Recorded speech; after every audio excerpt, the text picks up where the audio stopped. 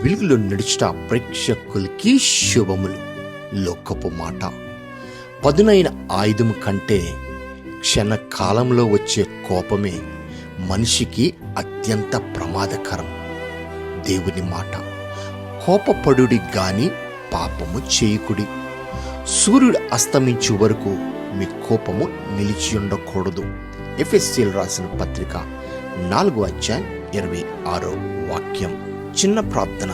దేవా, ఈ లోకంలో జీవిస్తున్న మా జీవితంలో అనేక సార్లు క్షణకాలంలో కోపము తట్టుకోలేక దేవా మాటలు ఇసిరేస్తున్నాం ప్రభు.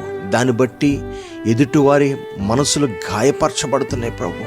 కానీ కోపపడి కానీ పాపము చేయకుడు అని అంటున్నావు నాయన. నిజమే, అట్టి కృప నీ మాకు అనుగ్రహించమనడుచు యేసు నామమున వేడుకుంటున్నాము తండ్రి. ఆమేన్. దేవుడు మిమ్మల్ని దీవించును గాక. షాలోమ్.